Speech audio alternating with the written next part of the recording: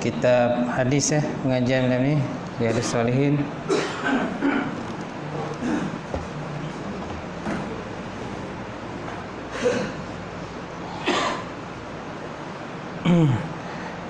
Kita buka majlis dengan sama-sama membaca Ummul Kitab ila hadratin Nabi Muhammad Mustafa Rasulullah sallallahu alaihi wasallam wa alihi kiram ashabil izam syai'illahu Fatihah. A'udzu billahi minasyaitonir rajim. Bismillahirrahmanirrahim. Alhamdulillahirabbil alamin. Arrahmanir rahim. Maliki yaumiddin. Iyyaka na'budu wa iyyaka nasta'in. Ihdinas siratal mustaqim. Siratal ladzina an'amta 'alaihim ghairil maghdubi 'alaihim waladdallin. Amin. Apa tu?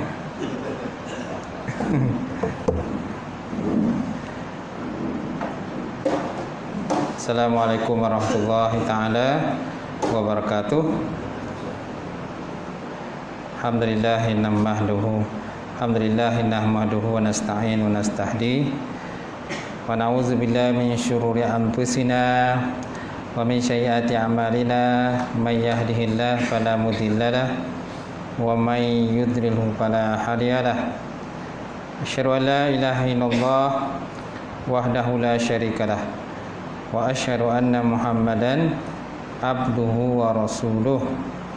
Allahumma salli wa sallim ala sayyidina wa nabina wa habibina wa maulana Muhammad imamil muttaqin wa qaidul mujahidin wa ala alihi wa sahbihi ajma'in. Amma ba'd. Fa inna asdaqal hadis kitabullah wa khairal hadi Muhammad sallallahu alaihi wasallam wa syarril umuri muhdatsatuha wa kullu muhdatsatin bid'ah wa kullu bid'atin dhalalah wa kullu dhalalatin finnar. Qala Allah Subhanahu wa ta'ala fi kitabil azim. A'udzu billahi minasyaitonir rajim. Bismillahirrahmanirrahim. Wasari'u ila maghfiratin min rabbikum wa jannatin arduhas samawati wal ardh uiddat lil muttaqin allazina yunfiquna fis sarai wad dharra wal kaziminal ghaiza wal 'afina 'anil nas wallahu yuhibbul muhsinin. Sadaqallahul azim. Maksudnya, bersegeralah kamu menuju kepada keampunan Allah Subhanahu wa taala dan syurga yang disediakan yang luasnya antara langit dengan bumi, yang disediakan kepada orang-orang yang bertakwa kepada Allah Subhanahu wa taala. Orang-orang yang menginfakkan harta mereka, sama ada ketika senang ataupun ketika susah, dan mereka itu menahan kemarahan mereka dan serta mereka itu memaafkan kesalahan orang lain, Allah Subhanahu wa taala mencintai orang-orang yang berbuat muhsin, ihsan. Alhamdulillah. Yang saya hormati fadil tuan-tuan imam kita, tak lupa juga Tuan Bilal, kemudian Tuan Siap, seterusnya pengerusi masjid, pengerusi qaryah, seterusnya jawatan kuasa, seterusnya muslimin muslimat yang berbahagia. Alhamdulillah, kita banyakkan beri dan syukur kepada Allah Ta'ala kerana dengan limpah kurnia setelah rahmat daripada Allah, lagi kita dapat bersama malam ini untuk kita menyambung pengajian hadis hadis kitab Riyadhus Shalihin yang dikarang oleh Imam Nawawi rahimahullah taala. Sampai hadis apa tuan? 91. Dah masuk belum? Belum Baik, kita lihat hadis yang ke-91, juzuk yang pertama, kitab Riyadhus Shalihin, dalam bab mubadarah. Mubadarah ini bersegera melakukan kebaikan ataupun ketakwaan kepada Allah Ta'ala. Hadis yang ke-91 terima daripada Jabir radhiyallahu ta'ala anhu. Qala rajulun li nabi sallallahu alaihi wasallam yauma Uhud. Yauma Uhud. Ara'aita in kutiltu fa aina ana. Ara'aita in kutiltu fa aina ana. Qala fil jannah.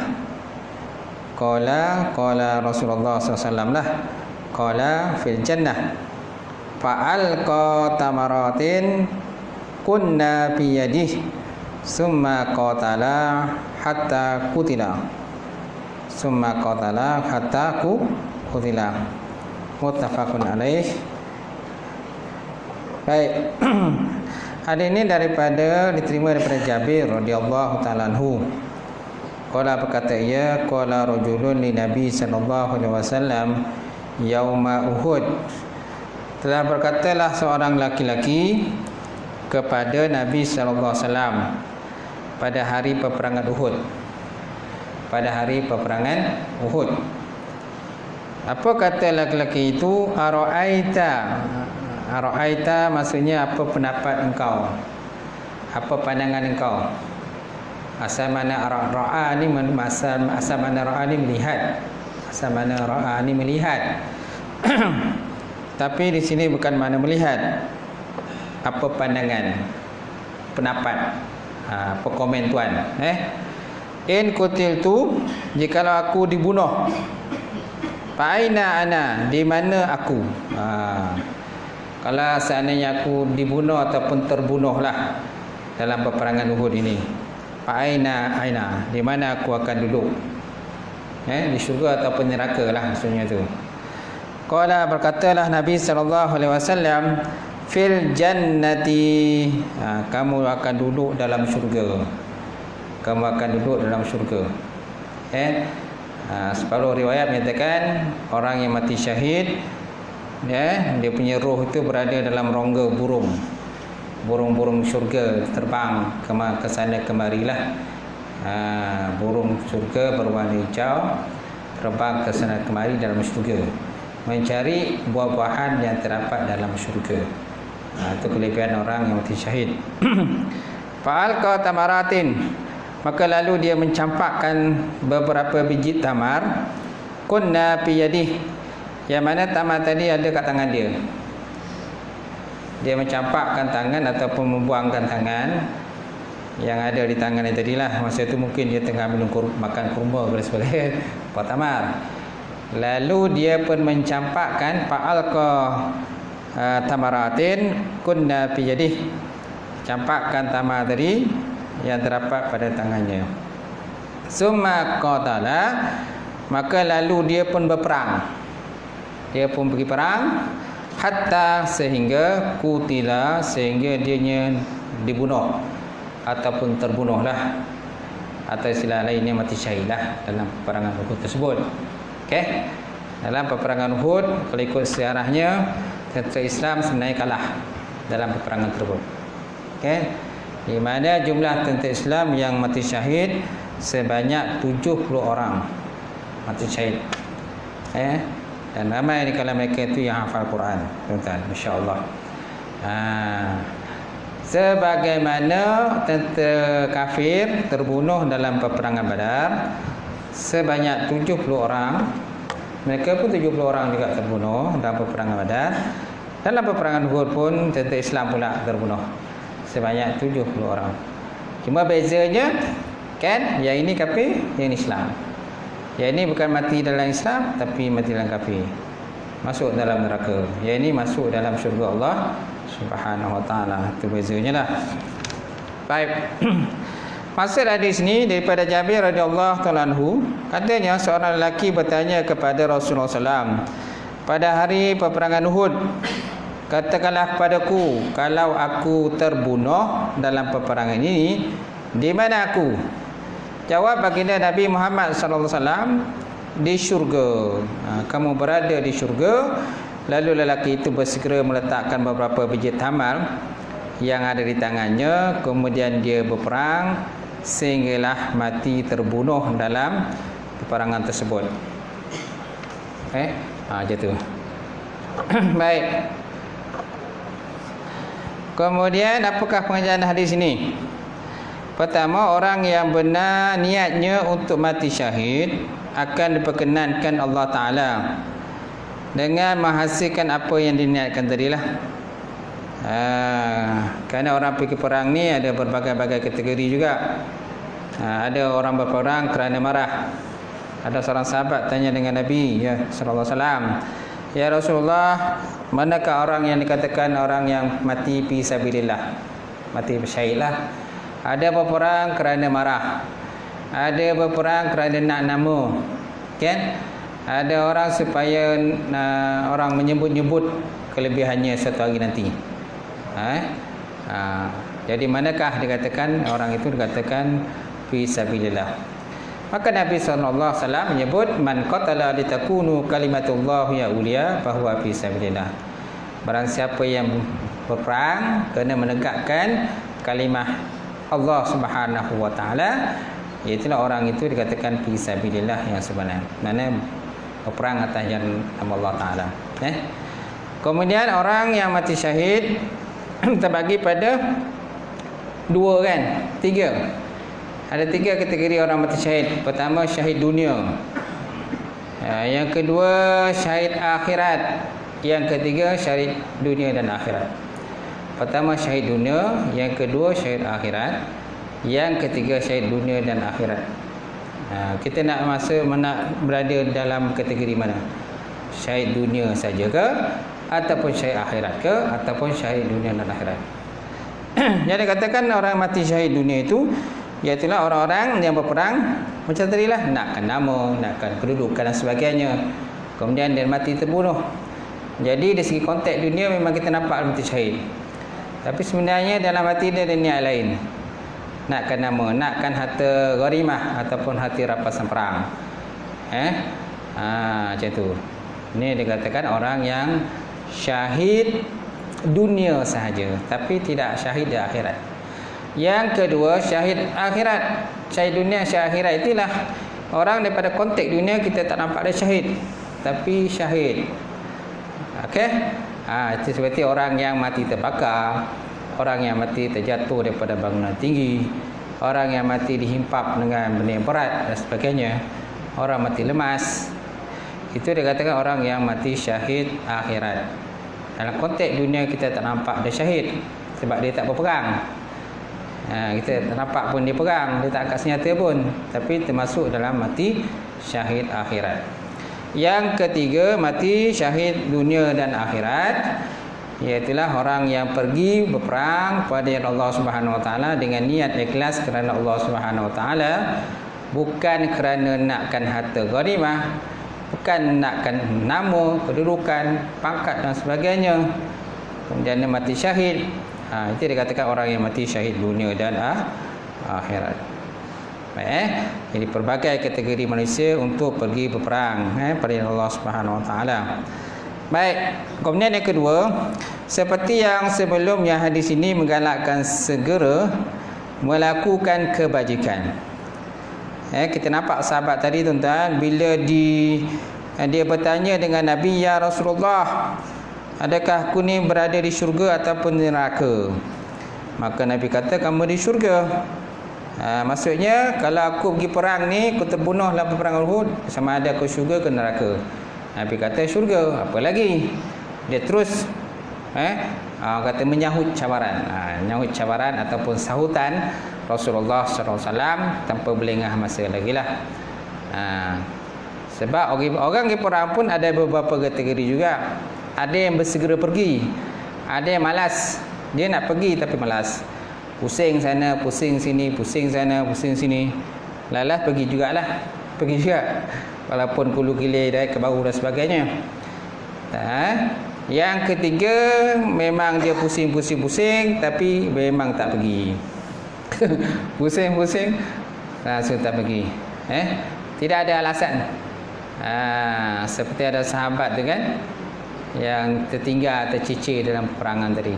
Ada sahabat tercicir dalam hadiah-hadiah sebelum ni kita dah baca kan. Nampak? Jadi akhirnya mereka dikenakan macam denda lah.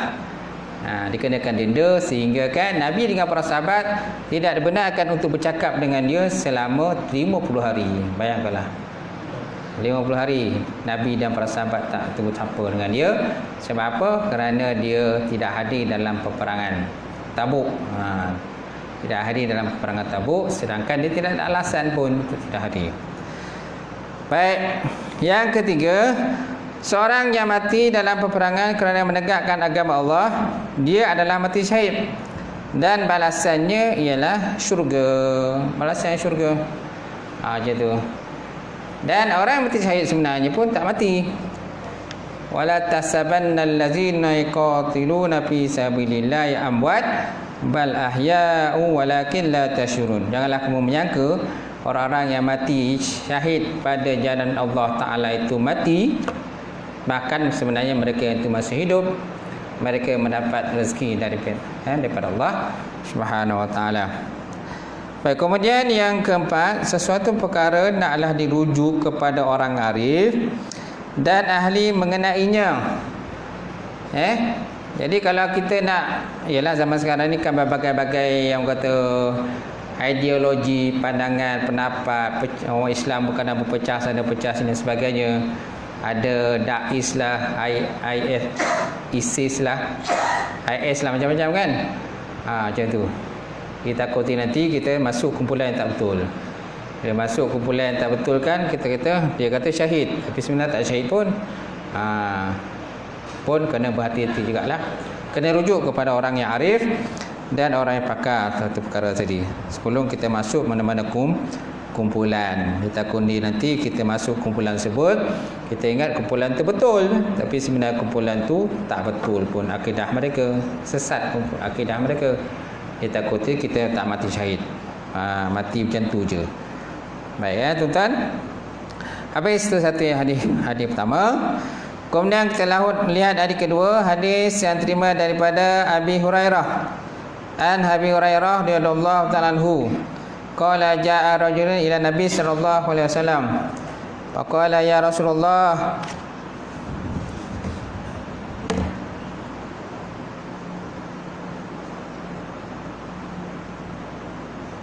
faqala ya Rasulullah ayyu sadaqati a'zamu ajran, ayyu sadaqati a'zamu ajran.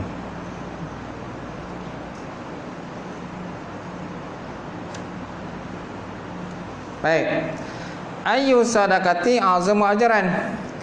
Qala anta saddaqa wa anta sahihun syahihun tahsyal faqra wa ta'munul ghina wa la tumhil hatta iza balagatil khalqum qulta li fulanin kaza wa li fulanin kaza wa qad kana li fulanin. Muttafaqun alaih. Al-hulkum majral nafsi, al-hulkum majral nafsi wal marih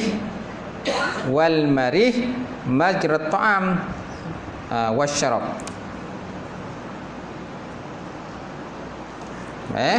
Hadis yang kedua ataupun hadis yang ke-92 dalam bab Riyadhus Shalihin ini, kitab ini terima daripada Abu Hurairah radhiyallahu taala anhu.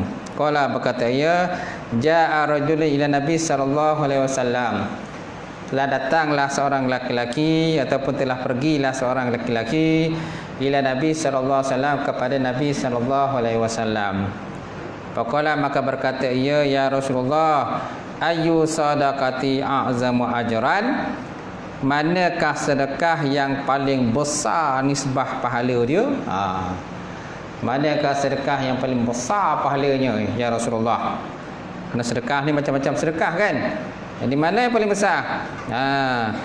Qala, maka Nabi sallallahu alaihi wasallam bersabda, anta saddaqa wa anta sahih syahihun, bahawa kamu bersedekah padahal kamu dalam keadaan sehat serta kamu dalam keadaan syahihun.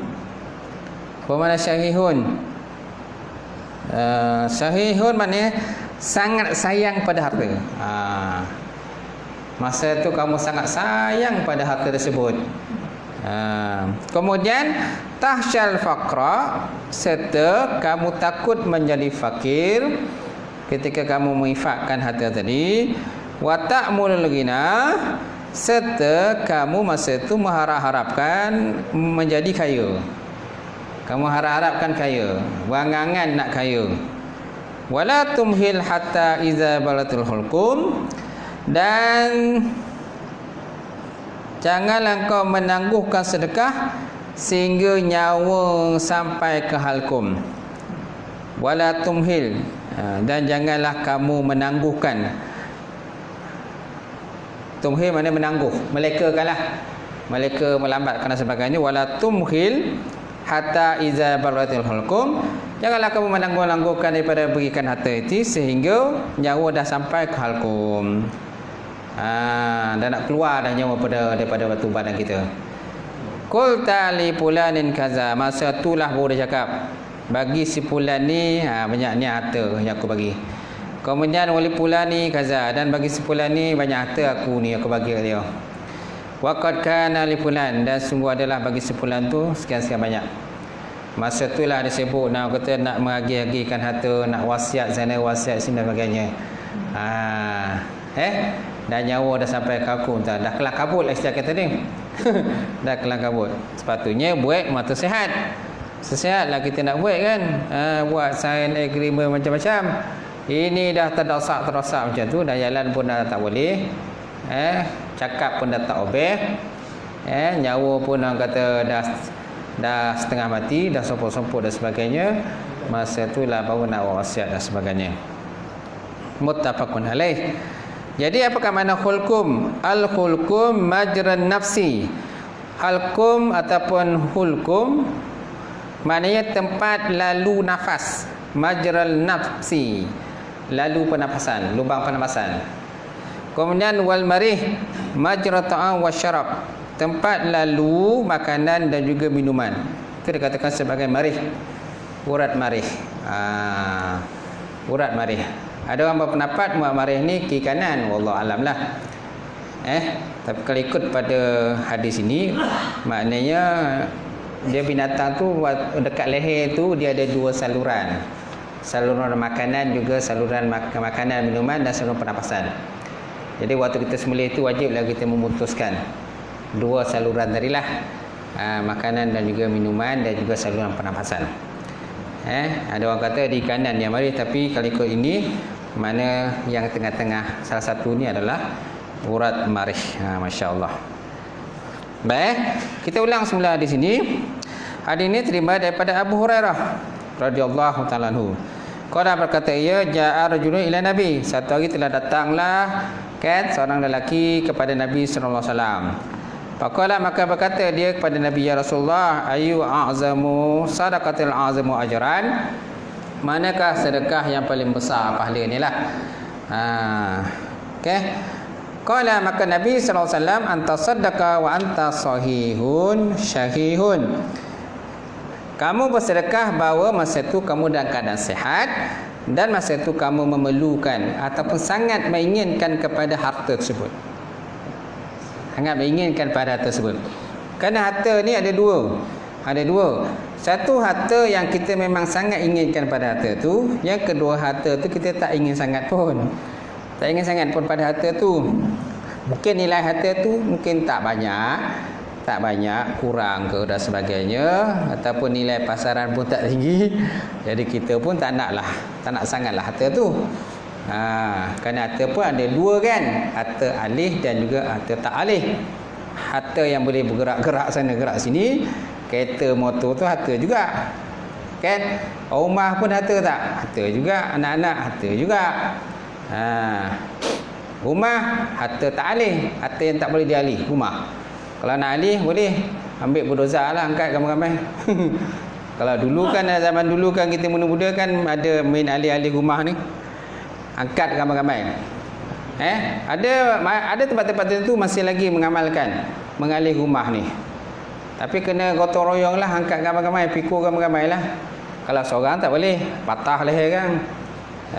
Dihipap di rumah tu. Kalau saya mengaji di Indonesia tu memang pernah 2 kali pengalaman lah angkit rumah.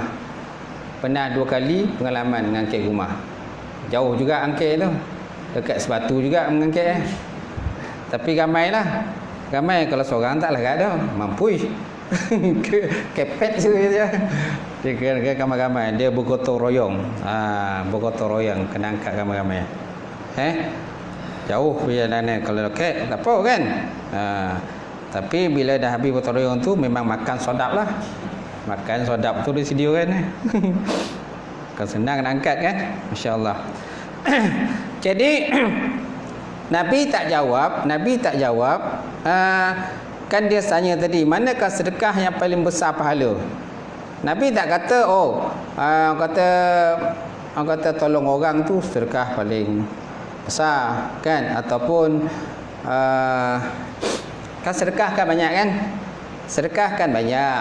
Antara sedekah ialah seperti kita ucapkan sesuatu kalimah yang baik pun sedekah. Kita tersenyum pun sedekah. Kita buang duri kat jalan pun sedekah. Tapi Nabi tak jawab macam tu jawapan dia. Nabi tak kata, buang duri jalan tu sedekah paling besar. Ataupun orang kata bersedekah di bulan Ramadan, itu sedekah yang paling besar pahala. Sedekah di bulan Ramadan. Tapi Nabi tak jawab macam tu. Walaupun sedekah bulan Ramadan tu paling besar pahala dia, tu tak? Cuma Nabi mensifatkan keadaan orang bersedekah. Nabi mensifatkan keadaan orang bersedekah tu macam mana. Itu jawapan yang Nabi bagi. Tapi tak jawab seketul macam tu. Amal ma'ruf nahi munkar sedekah. Itu yang paling besar. Nabi tak cakap macam tu. Tapi Nabi jawab kaedah lain. Nabi kata, anta saddaqa wa anta sahihun syahihun. Kamu bersedekah padahal kamu dalam keadaan sihat, dan kamu bercita-cita ataupun mengharapkan sangat kepada harta tersebut. Nampak? Semana kita harta tu pun kita nak pakai juga harta tu. Benda tu pun kita nak pakai juga. Tapi kita mendahulukan orang lain. Yang lebih memerlukan kepada harta tersebut. Di samping itu pula, tahsyal faqra, kamu pula ada timbul perasaan takut menjadi fakir. Kalau kamu sedekahkan benda itu, kemudian tak maulul gina, dan kamu pun memang berangan-angan nak kaya lah. Nak kaya disebabkan dengan harta tersebut. Tapi disebabkan oleh kita nak mendahulukan orang lain, kan, maka kita bagi benda itu pada orang lain. Itulah orang kata, dikatakan sedekah yang paling besar pahala dia. Susah nak dapat macam tu kan. Kita pun kadang-kadang nak bagi satu benda pada orang lain, kita pun fikir banyak kali juga. Kan aku apa nak pakai. Contohlah baju kan, baju. Takkan kita nak bagi baju kita kat dia, kita nak pakai apa? Tak. Kita nak pakai apa? Seluar, kita pun nak pakai seluar juga. Takkan kita nak bagi seluar kat dia, habis seluar kita apa? Kita tak payahkan seluar. Contohlah seluar kita ada masa tu seluar satu je. Dia pula seluar rosak, koyak dan sebagainya. Disebabkan kita sayang kat dia, kita bagilah seluar kita kat dia. Habis kita pakai seluar apa? Seluar koyak. Macam itulah keadaan lah. Macam itulah keadaan ni tuan-tuan. Mana kita dahulukan dia. Tak apalah kita pakai seluar koyak pun tak apa. Janjikan dia pakai seluar yang tidak koyak, yang bagus. Macam tu. Faham kan? Jadi kita kiaslah benda lain. Baik, kemudian wala tumhil hatta iza balagatil hulqum, dan tiada menangguh dan tiada engkau tangguh sehingga apabila nyawa telah sampai ke halkum. Bila nyawa dah sampai ke halkum, barulah engkau kata li fulanin kaza wa li fulanin kaza wa qad kana li fulanin kaza. Macam tu. Keadaan dah terdesak macam tu. Baik, masya-Allah. Kita lihat dia punya terjemahan itu.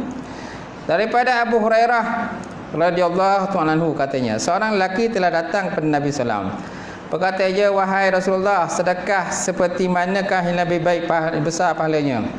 Jawab Nabi sallallahu alaihi wasallam, bersedekah dalam keadaan sihat ketika kamu sayang kepada harta, kemudian takut menjadi miskin dan sedang mengharap-harapkan kekayaan.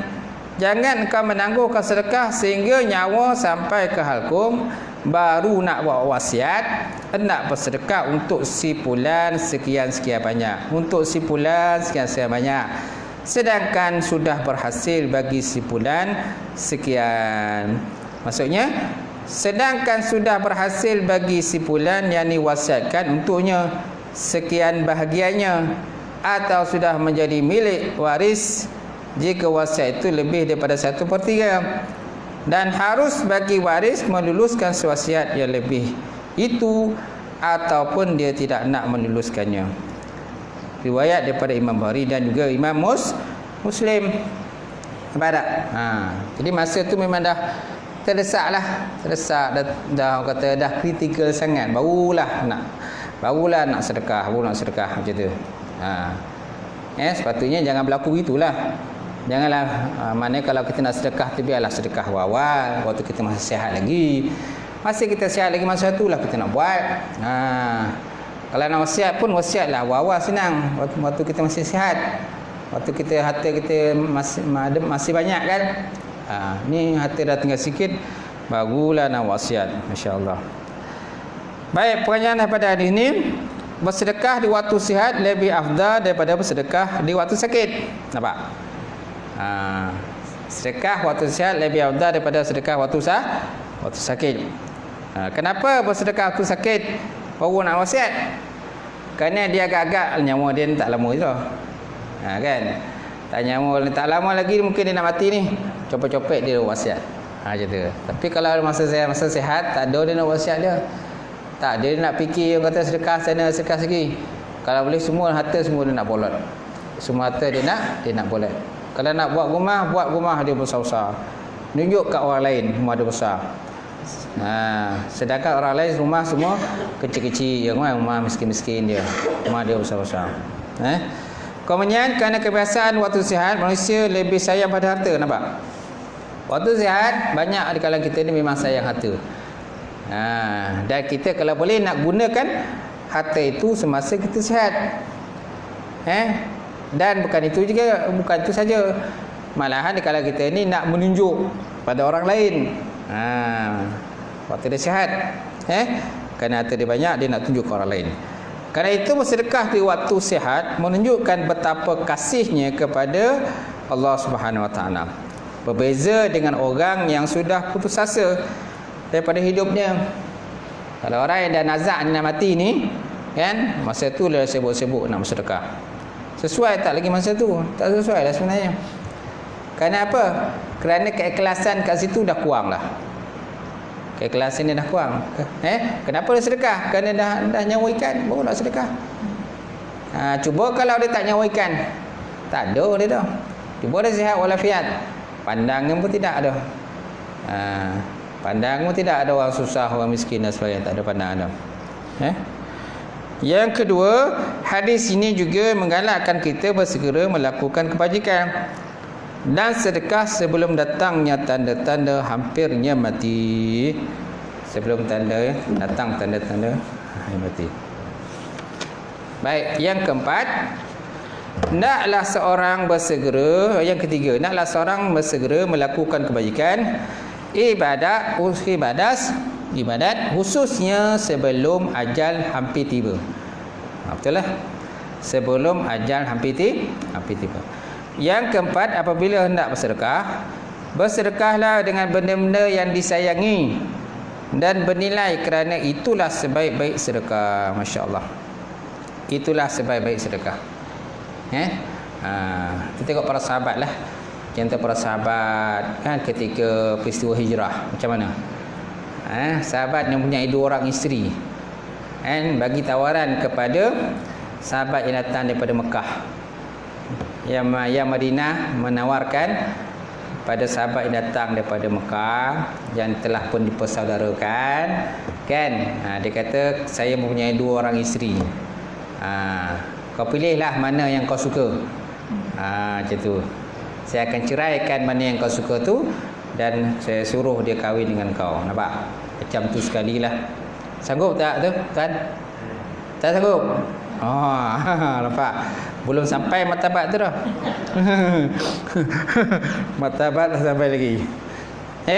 Tuan Haji Muhammad ada 2 isteri. Tiba-tiba imam datang.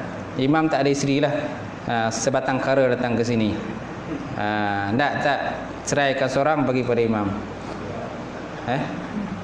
Contohlah kalau tak ada. Kalau dah ada, kalian cerita lah kan.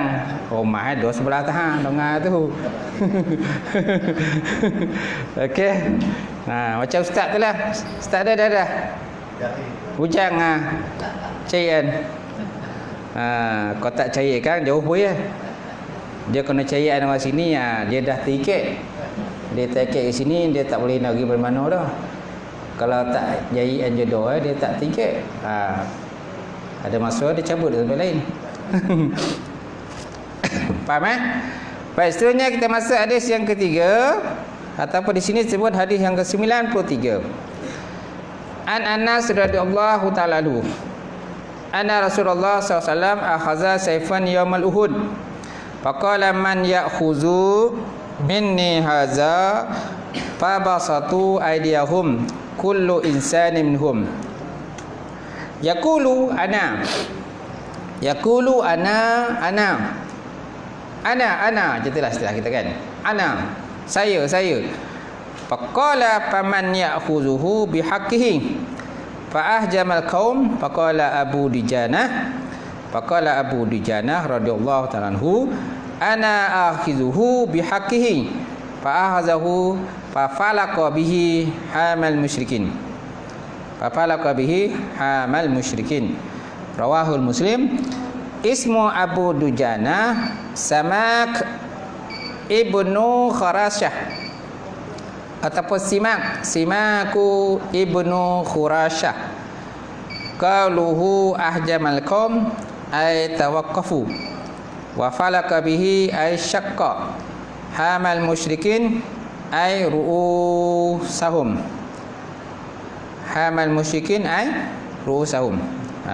Baik. Hadis yang ketiga malam ni itu hadis terima daripada Anas radhiyallahu ta'ala anhu. Anna Rasulullah sallallahu akhadha sayfan. Sesungguhnya Nabi sallallahu alaihi wasallam mengambil pedang. Mengambil ataupun mengangkat pedang. Akhadha sayfan yaumal Uhud. Satu hari Nabi mengangkat pedang dalam peperangan Uhud. Faqala, maka Nabi sallallahu alaihi wasallam bersabda, man ya'khudhu minni ahaza. Siapa yang nak mengambil pedang ni pada aku? Siapa yang nak ambil pedang pada aku ni? Nabi angkat pedang, satu pedang. Siapa yang nak ambil pedang ni? Babasatu aydiyahum kullu insani minhum. Lalu para sahabat tuan-tuan menghulurkan tangan mereka untuk mengambil pedang tadi. Para sahabat pun hulurkan tangan. Ya Rasulullah, bagi kat saya kan, itulah. Ya Rasulullah, bagi pedang tu kat kami, buat saya. Babasatu aydiyahum kullu insani minhum. Yaqulu, kemudian mereka berkata, ana saya ya Rasulullah, saya bagi pedang untuk saya, maksudnya saya pedang, bagi pedang untuk saya. Qala, maka Nabi sallallahu alaihi wasallam pun bersabda lagi, faman ya'khuzuhu bihaqqihi. Maka siapa pula yang nak mengambil pedang tadi dengan hak dia. Sebenarnya Nabi tak bercakap lagi. Nabi yang pertama tadi Nabi kata, may ya'khuzu minni haza. Siapa yang nak ambil pedang ini pada aku? Sahabat pun gebut-gebut nak ambil pedang tadi.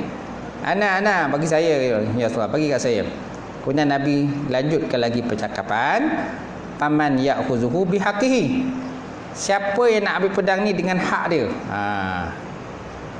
Siapa yang nak ambil pedang ni dengan haknya? Fahajamal qaum. Maka kaum tadi pun, kan, kawan tadi, sahabat-sahabat tadi pun terdiamlah. Terdiam, senyap. Tak berani nak ambil pedang tu. Mula-mula kan main lagi kan, semua nak ambil. Bila Nabi sambung cakap lagi, siapa yang berani dengan ambil pedang ni dengan hak dia? Dengan hak pedang itu yang sebenarnya. Jadi semua pun tak boleh ambil. Senyap macam tu. Faqala Abu Dujanah, maka tiba-tiba berkatalah seorang sahabat bernama Abu Dujanah namanya. Bukan Abu Durjana. Abu Durjana lain. Ini namanya Abu Dujanah radhiyallahu ta'ala anhu. Apa kata Abu Dujanah tuan-tuan? Ana akhizuhu bihaqqihi. Aku yang akan ambil pedang tadi dengan hak dia yang sebenar. Saya sanggup ambil pedang tu dengan hak dia. Fa akhazahu, maka lalu dia mengambil pedang tadi. Fa falaka bihi, maka lalu pun dia pun orang kata pergilah berperang, dia pergi perang. Kemudian fa falaka bihi hamal musyrikin, maka lalu dia pun ambil pedang tadi digunakan untuk memotong ataupun memenggal. Syakka ni palaka mana syakka ni memenggal lah, mencabut kan. Ru'usahum, hama mana ru'usahum, hamal musyrikin mana kepala orang musyrik. Ada penggal kepala orang musyrik tadi, dilibas pedang tadi, habis kepala orang musyrik semua ditebas dia. Termasuk dia mengambil dengan hak dia tadi. Masya-Allah tuan-tuan. Jadi hadis ni riwayat daripada Imam Muslim. Kata-kata ismu Abu Dujana, nama sebenarnya ialah Simakun ibnu Khurasyah. Kemudian kata-kata ahjamal qaum, maksudnya ahjamal qaum maksudnya tawaqafu mana diam, tawakuf. Kan fa ahjamal qaum tadi kan Nabi kata siapa yang sanggup ambil dengan hak dia, maka kaum ni sahabat tadilah, masing-masing pun ahjama. Jama maknanya tawaqafu, duduk diam je tu. Senyap, tak berani nak ambil. Macam tu. Tak berani nak pegang amanah tadi kan. Kemudian wa falaka bihi maksudnya syaqqa. Syaqqa ni memenggal, memotong. Kemudian kata-kata hamal musyrikin maksudnya ru'usahum, kepala mereka. Kepala orang musyrik. Habislah dipenggal dia, tebas semualah. Ni nak menunjukkan pada kita tentang berani dia. Beraninya kata Abu Dujanah tadi untuk memegang amanah tadilah. Dia tak takut musuh. Macam tu. Adakah para sahabat yang lain tak takut? Adakah para sahabat lain takut? Tak juga. Para sahabat lain pun tak takut juga. Tapi masnad ni yang takut ni takut tak sanggup nak melaksanakan amanah tadi. Amanah kan? Untuk memenggal. Mana ni nak juga pada kita tentang berani tadi. Berani Abu Dujanah tadi kan? Menentang orang-orang kafir musyrikin Mekah tadi lah. Yang memerangi umat Islam. Masya-Allah. Baik, kita lihat terjemahan tuan-tuan. Hadis ini terima daripada Anas radhiyallahu anhu bahwasanya Rasulullah SAW pada hari peperangan Uhud menawarkan sebilah pedang kepada para sahabat serta berkata, siapakah yang suka menerima ini? Lalu semua sahabat menghulurkan tangan mereka sambil berkata, aku. Saya sanggup, saya nak perang tu. Maka Nabi SAW berkata, siapakah yang akan menerima ini dengan penuh tanggungjawab? Maksudnya untuk menentang musuh Allah. Lalu mereka semua senyap sebentar. Tiba-tiba berkatalah Abu Dujana, kan, dia kata aku sanggup menerimanya dengan penuh tanggungjawab. Masya-Allah. Maka dia pun mengambil pedang itu dan terus membelah kepala kaum muslimin. Masya-Allah. Syaqqa membelah ataupun menebas ke, kan, memotong, memenggal dan sebagainya kan. Ini juga kepada keberanian lah yang ada pada Abu Dujana. Macam tu. Kerana kalau tak berani tuan-tuan pun tak boleh juga. Orang kafir musyrik Mekah pun dia pun hebat-hebat juga. Kan? Dia pun hebat juga. Kemusyrikan ni bukannya calang-calang. Orang Mekah, orang kata Arab ni memang suka berperang. Memang suka berperang, dia ni tak takut berperang. Malah sebelum Nabi pun pernah cerita, Nabi pun pernah terlibat untuk memungut anak-anak panah. Bapa saudara pergi perang, Nabi ditugaskan untuk memungut anak panah. Diberikan pada bapa saudaranya yang terlibat dalam peperangan tersebut. Kalau tak silap tu perang Fijar ke begitulah peperangan yang berlaku sebelum daripada Nabi SAW dilantik sebagai Nabi dan Rasul, insya-Allah. Baik, kemudian apakah poin dalam hadis ini? Lihat pengajaran dia. Pertama, hadis ini menunjukkan keberanian Abu Dujana, nampak? Keberanian. Serta pengorbanan dan telus niatnya dalam berjihad pada jalan Allah. Namun hadis ini tuan-tuan tidak menunjukkan bahawa sahabat-sahabat yang lain penakut. Hadis ini bukan nak tunjuk sahabat lain tertakut, tak ada. Bukan sahabat lain takut. Kalau lah sahabat lain takut, sahabat lain takkan tak terlibat dalam peperangan. Sebab sebelum itu pun peperangan Badar ada kan. Dan peperangan Uhud ini Kalau sahabat takut, tak semua di rumah je. Kan? Tidak. Maka mereka terhenti daripada mengambil pedang itu hanya kerana takut tidak mampu melaksanakan syarat Rasulullah sallallahu alaihi wasallam. Mereka mengulurkan tangan pada mulanya untuk mengambil dan berjihad dengannya sekadar yang mereka mampu tanpa syarat. Nampak tak? Mereka sanggup berjihad. Tapi kalau boleh jangan ada syarat apa-apalah. Jangan ada syarat apa-apa. Jadi mereka tak sanggup kalau ada syarat apa-apa. Takut nanti tak boleh nak laksanakan syarat yang telah pun ditentukan oleh Rasulullah sallallahu alaihi wasallam. Baik. Kemudian hadis ini juga menunjukkan bahawa Rasulullah SAW menggalakkan para sahabat supaya meningkatkan perjuangan mereka dan menentang musuh. Nampak? Kalau nak perang pun mesti ada persiapan, tahu tak? Kalau tak ada perang, tidak ada persiapan, macam mana perang? Wa'idul lahum mastata'tum min quwwah wa min ribatil khair turhibuna bihi aduwallahu wa aduwakum.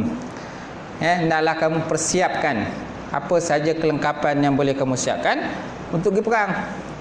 Takkan pergi perang orang kata bawa tolu je, istilah kita lah.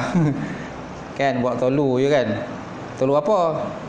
Tak tahu dah tolu apa. Kan?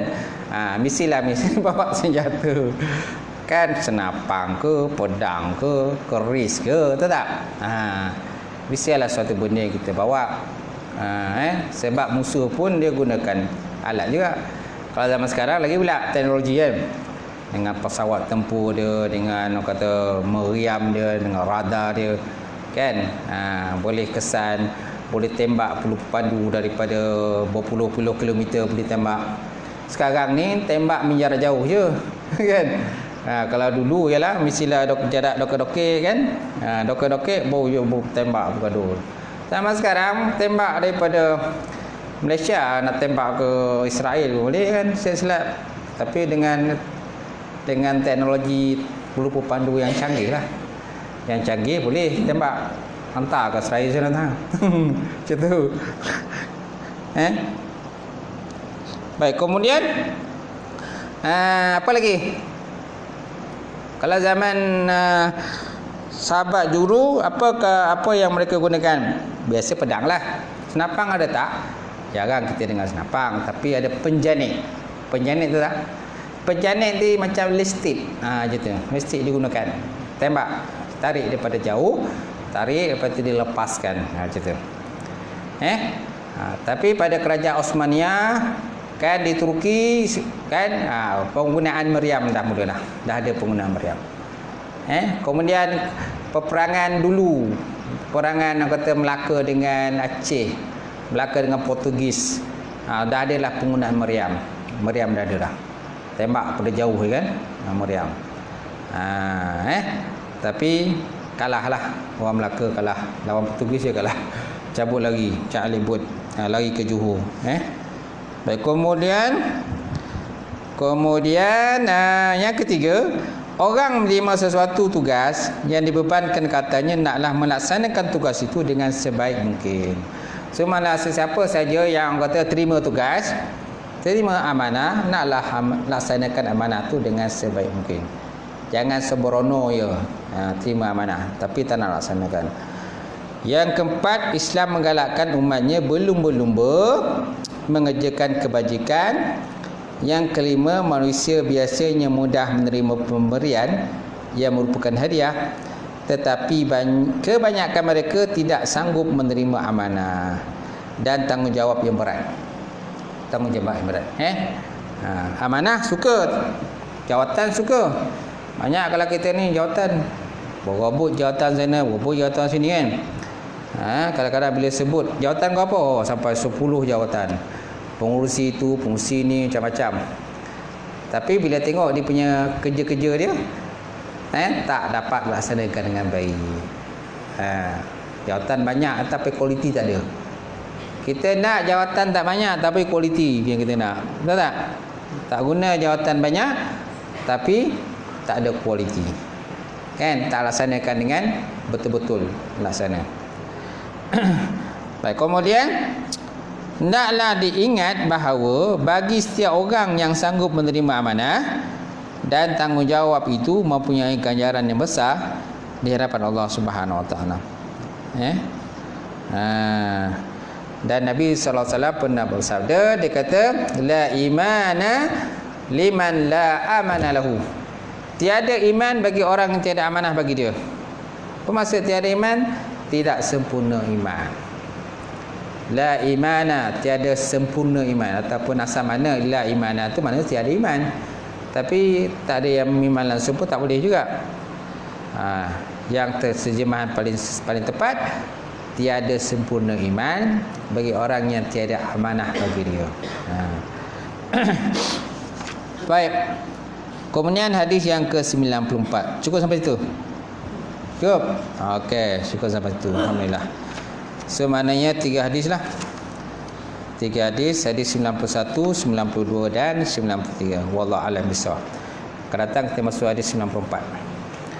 Okey, saya buka persoalan, pertanyaan kalau ada sebelum saya tutup. Ada?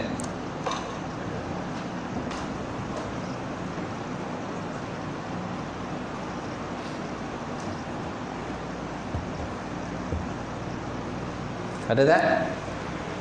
Tak ada? Okey, tak ada. A'udzubillahi minasyaitonirrajim. Bismillahirrahmanirrahim.